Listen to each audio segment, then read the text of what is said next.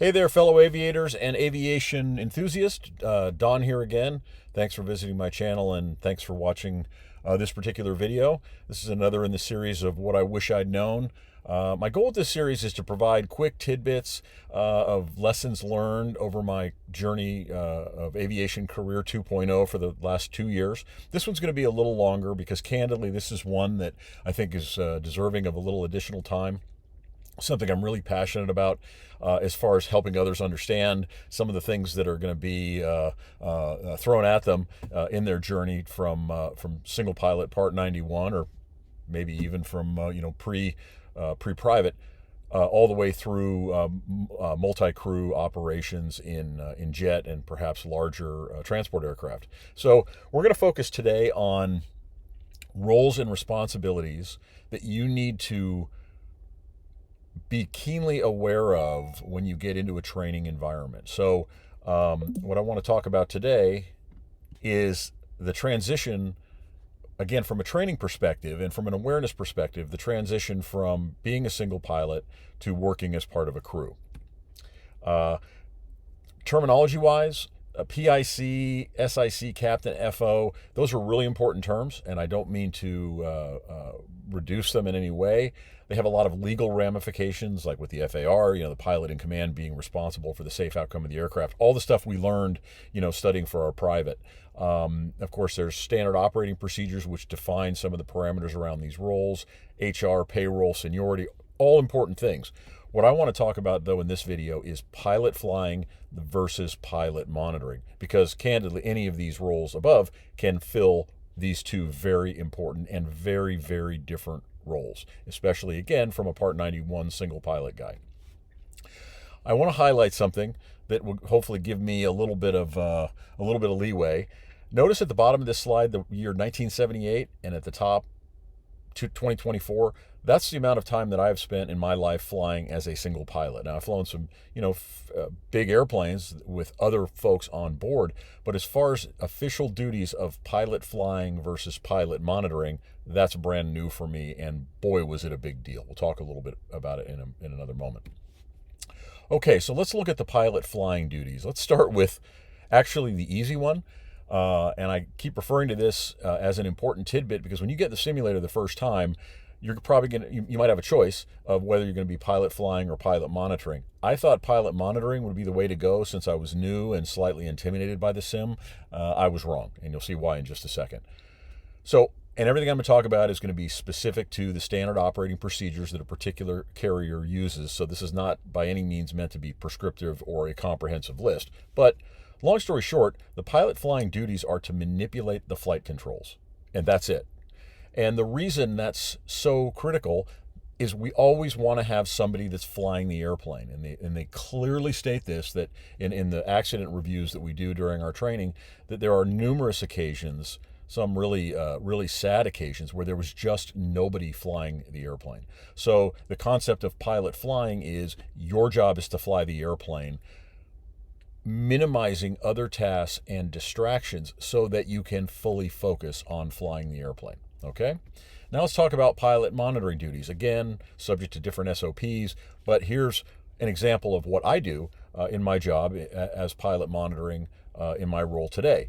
Pre-flight walk-arounds, cockpit setup, running through the checklist to make sure the cockpit's ready to go. I handle the pilot monitoring. We'll handle all ATC communications from clearance delivery, ATIS clearance delivery, all the way through taxiing back to the hangar. Typically, the pilot monitoring will be responsible for not only the initial programming, but the management of the flight management system. So, for example, when ATC gives us a vector or routes us to a waypoint that maybe is not part of our flight plan, the pilot monitoring will go ahead and input that. Introducing a concept here that runs throughout crew, the reality of crew flying, which is nothing gets changed in the FMS unless both pilots see it and both pilots agree to it. So my typical flow will be, if I'm assigned to fly to a waypoint, I'll enter the waypoint. I will look to the pilot flying and I'll say, do you like that? They confirm that it's the correct waypoint. We enter it and execute it in the FMS. Manipulating certain controls, landing gear, flaps, yaw damp, These are controls that are manipulated at the direction of the pilot flying. So in other words, after we take off, my job is to say positive rate, and then the pilot flying would say gear up, and I would physically put the gear up. I would put the flaps up when the pilot flying calls flaps up, et cetera, et cetera. Again, the point being, we want hands on yoke, eyes on AI if you're the pilot flying. The pilot monitoring can also manipulate certain controls at their own discretion and at the direction of individual checklists. So this is something that I really encourage you to start to get used to, is that there are different flavors of checklists. There are check and do. There are do and verify. You have to kind of understand, especially based on the phase of flight, the flavors of the different checklists. Some actually are silent checklists. We typically run the after takeoff checklist as a silent checklist conducted by the pilot monitoring, because there's so much going on in the airplane right at that particular time, especially coming out of the San Francisco Bay Area around SFO and Oakland. The pilot monitoring runs the normal and emergency checklists, typically at the direction of the pilot flying. So the pilot flying will call out for the after takeoff checklist or the before landing checklist, and then the pilot monitoring needs to know what that checklist is and how to do it, whether silent, check and do and verify, whatever the methodology is going to be. This becomes particularly important in the simulator when you're in the right seat. In the simulators, normally the right seat is the pilot monitoring. They just line it up that way. When you're the pilot monitoring, guess what? Your workload is about 5x that of the pilot flying. Ask me how I know. You really need to get these checklists, both normal and abnormal emergency, down pat so that you know where to go when. I'll maybe do a quick one on checklists if people are interested. And then the last, my favorite, just because it sounds so sort of trivial, but it's so critically important, setting the altitude pre-select. Altitude errors in jets can get really problematic really quickly. Imagine flying to flight level 310 instead of flight level 300 inadvertently. Now we're in RVSM, reverse vertical separation airspace, and if you overshoot your altitude, which you're climbing at 2, 3, 4,000 feet a minute, it's not too long before you can be in a world of hurt. Combine that with the fact that the nature of our TCAS systems, our collision avoidance systems, are not only traffic advisories, but resolution advisories. In other words, the plane will say, climb, descend, and those are not optional. If you, according to our SOP, if you get a resolution advisory, you must follow it. So you can see how somebody bombing into the wrong altitude because they put the wrong number in the altitude pre-select because they were busy flying the airplane could be a really, really bad thing.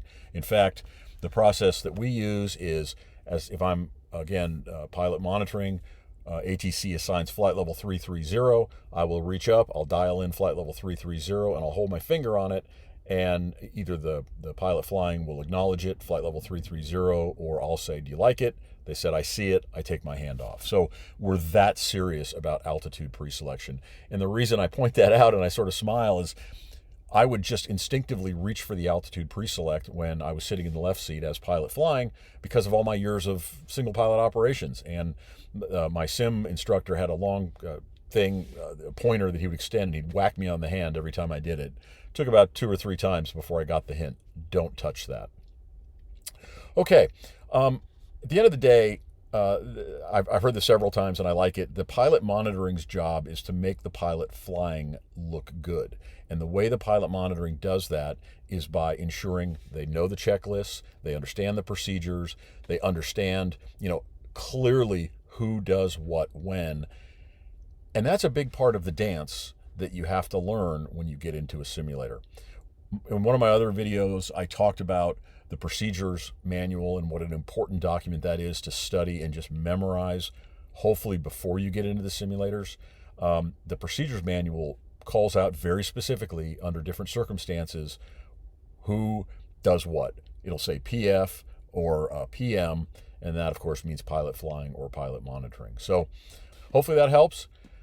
Thanks for watching. I love comments. I'm building more content based on the comments that I get. And, like and subscribe if you're so inclined. Have a great day.